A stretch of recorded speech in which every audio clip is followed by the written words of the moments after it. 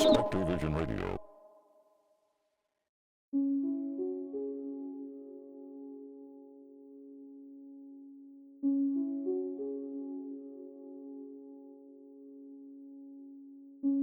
Many small towns have a mystery that defines them.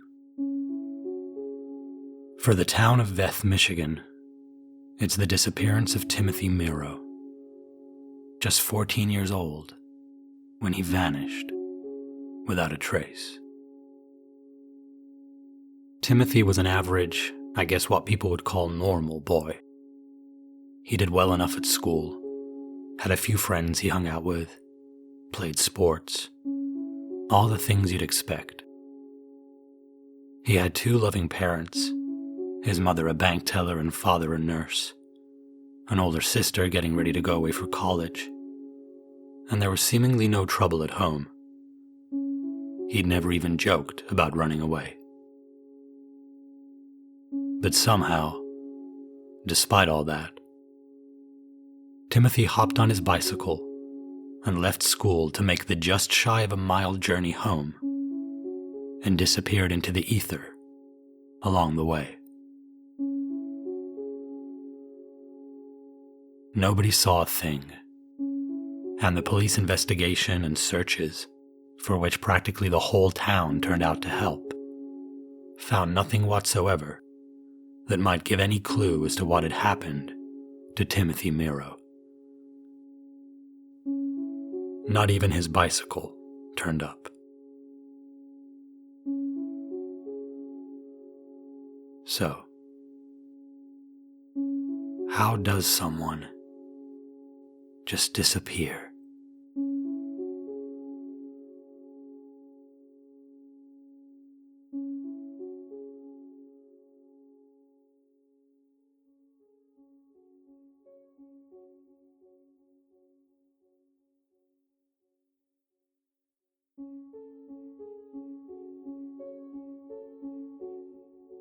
A missing child is a terrible thing, but not enough to truly define a town.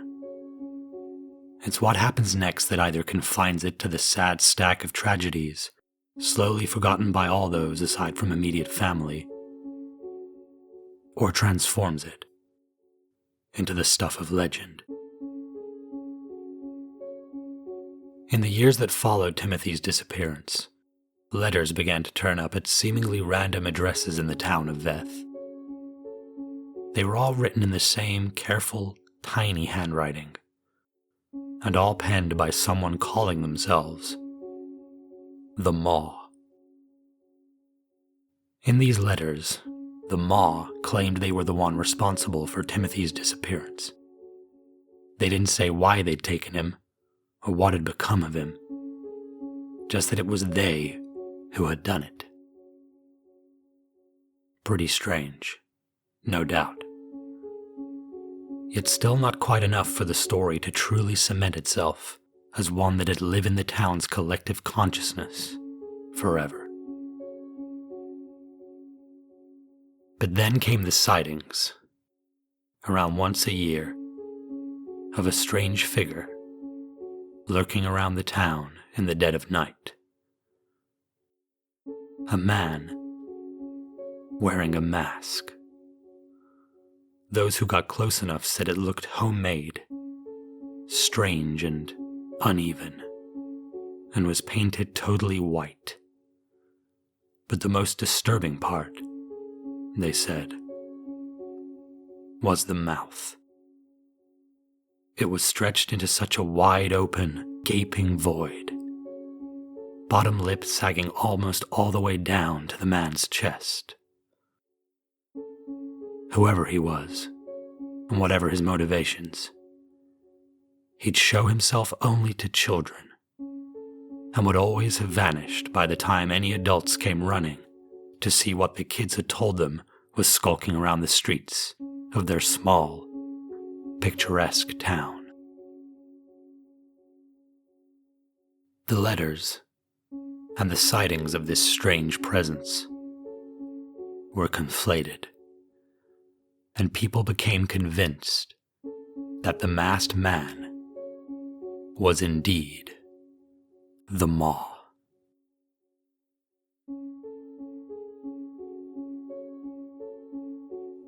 And so, it began.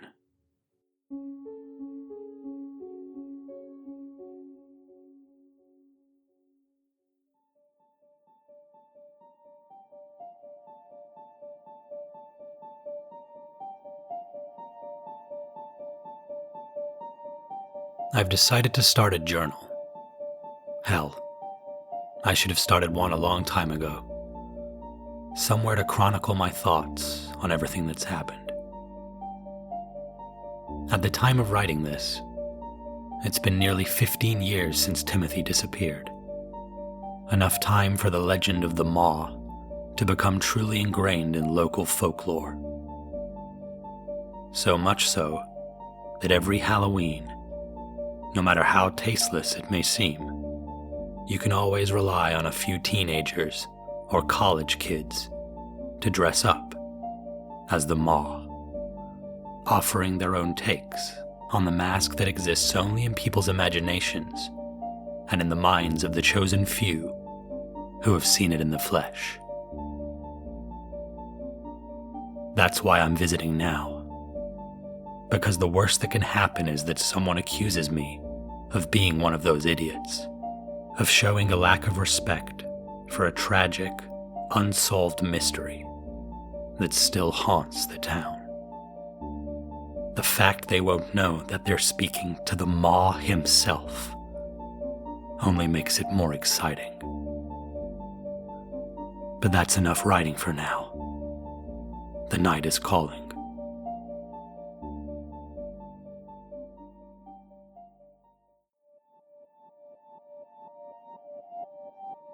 It's been a while since I last walked the streets of Veth, and I'm happy to report that not much has changed. Had it not been for the Halloween decorations, the kind you'd expect to see in any town like this, it remains a place stuck in time. It's both beautiful and devastating to behold. I encountered a few groups of kids who were trick-or-treating as I walked. It's strange. Seeing me at any other time of year has a totally different effect. The kinds of ambushes I used to pull to amplify the town whispers that a masked mystery man was skulking the streets, perhaps the Maw himself, would see them react with wide-eyed fear. But tonight, they didn't even double take. I was just another guy wearing a costume. It felt freeing. Though I did miss the adrenaline that comes with surprising an unsuspecting individual as I'm wearing the mask. But that's not why I'm here this time. This time, I'm looking for something different.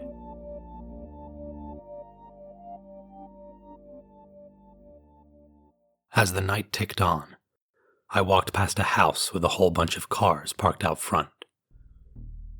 I could tell from the noise that there was quite a party raging inside, so I walked up to the front door and unsurprisingly found it unlocked. The place was packed with kids I guessed were late teens, early 20s. Parents out of town, I thought. That's the only way something like this happens. With booze flowing freely, smoke in the air, and that almost palpable sense that people will end up doing things they shouldn't. Most of the kids congregating in the hallway didn't even bat an eyelid as I shuffled past them and into the living room, and my anonymity started to please me. "Hey, Richie." A guy bound up to me, grinning from ear to ear, dressed as a larger-than-life character I recognized from a documentary series everyone had gone crazy over. Part pirate, part circus master. I nodded. Sure, why not? I can be Richie. "Dude, that's the best Maw mask I've ever seen," he exclaimed, taking a step back to marvel at my creation, not realizing it was in fact the original, upon which all the stories, all the imitations are based. Now this I got a real kick out of. The mask truly is my crowning glory, my greatest achievement in this whole thing. I remember how excited I was the first time I put it on and stared into the mirror. That looks fucking terrifying, I thought to myself. Barely able to stand still, I was so happy. Pulling the mouth so wide had been a risk, and I'd feared I'd ruin the whole thing by doing it. But staring back at that gaping, unforgiving maw, I couldn't have been more pleased with the results. After I endured some more slurred nonsense, my new enthusiastic friend went to get us some drinks, saying he needed to talk to me about what had happened with Jenna, clearly still in no doubt that I was this Richie. As soon as he had his back to me, I walked away, keen to explore the rest of the house, eager to see how far my unknowableness could take me. As I walked through the place, I saw why the guy who'd spoken to me had been so enthusiastic about my mask. There were 3 other people there, dressed as the Maw, and quite frankly, their masks were pathetic. But their butchered attempts to recreate its majesty didn't bother me. The fact that they'd chosen to come as him, no matter how poorly they'd executed the visuals, is what counts. I created this. I've affected lives. I matter. Realizing no one could see it, I allowed myself to smile. This must be what an architect feels, walking through a building they designed, I thought to myself.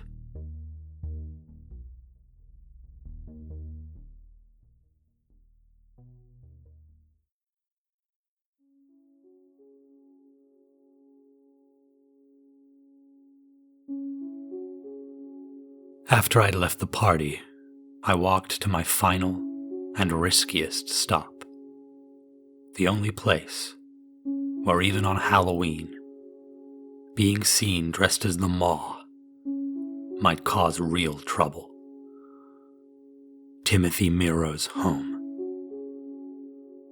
I know his mother still lives there, as does his older sister, who moved back in to help out when everything got too much. But his father left around 7 years ago. Moved to Chicago. Has a new girlfriend who's got a young kid of her own that calls him Dad now. I keep up to date with what's going on with all of them.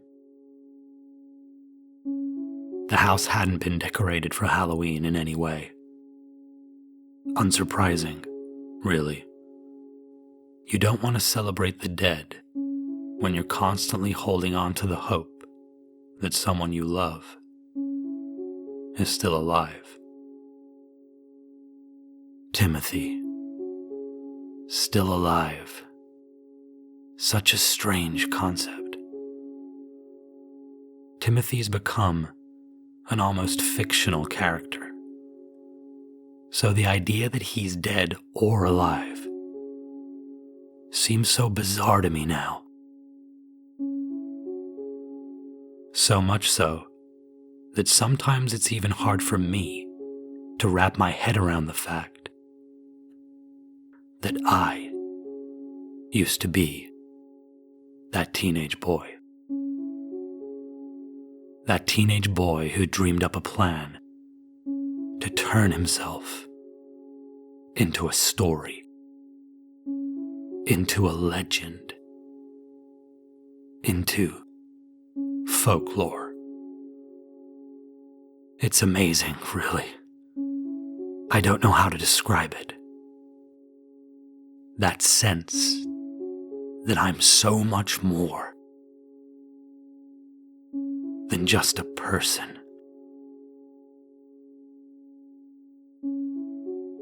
With my head full of the satisfaction my jaunt through the town had injected into me, I once again skulked back into the darkness, back into the unknowable space only a true, tantalizing mystery can create. That is how someone disappears.